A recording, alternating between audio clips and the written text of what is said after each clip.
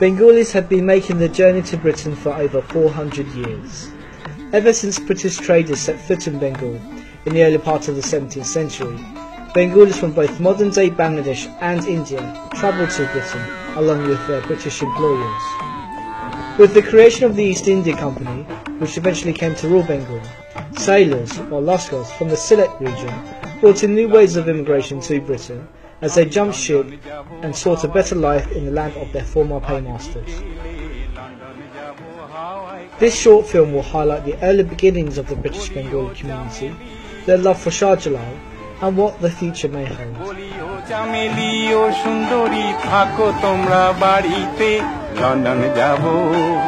আমি লন্ডন যাব হাওয়াই গাড়িতে আজ বিকেলে লন্ডন যাব হাওয়াই গাড়িতে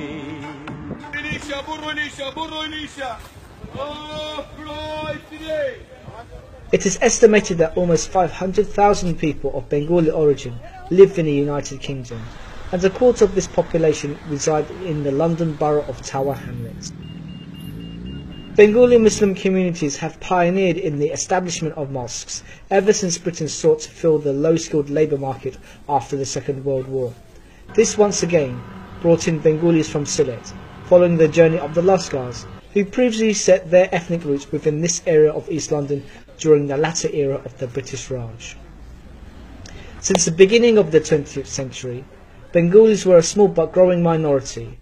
The majority lived in the east end of the city, besides an existing Jewish community, and found work within the manufacturing and tailoring industries.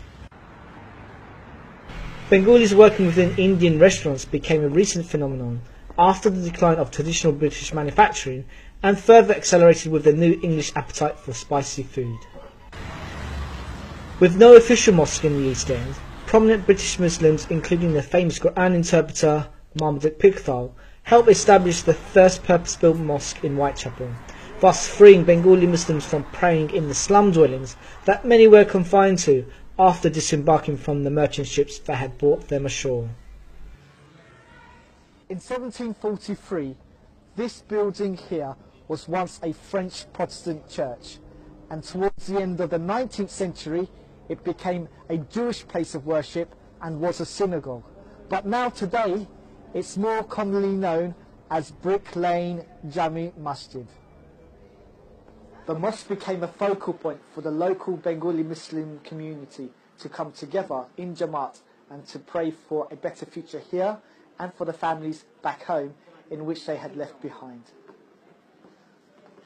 Muslims from Sylhet also brought in the legacy of Shah Jalal to the lands in which they would eventually call home, and his name is now displayed on many buildings, including this housing estate, which proudly displays his name both in English and in Bangla.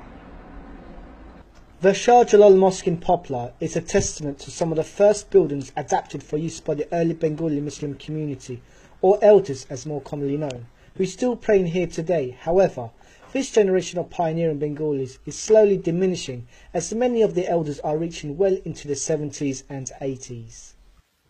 Businesses incorporating Shah Jalal's name include Shah Jalal Sweets, money transfer services, fried chicken restaurants, grocers and butchers, all dotted around London and beyond. There are many buildings and roads named after the great Sufi warrior, including a National Health Service run medical practice near Shadwell bearing his name. Bengalis are now in their second, third and even fourth generation, and as they continue to arrive as students, entrepreneurs and to meet their families, I don't think that there's any real concern for Bengalis to lose their ethnic roots unless they choose to themselves. The connection with Shah Jalal will only be forgotten if their love for Islam is lost, as it was faith that inspired Shah Jalal to spread the message of Islam. One can only hope that the Muslims of Bengal hold on firm to their faith and ignite the natural disposition in the hearts of their fellow men and continue to become remarkable human beings. আমি থাকি London শহর Thames নদীর ধারে আমি থাকি London শহর Thames নদীর ধারে বন্ধু আমার থাকে দূরে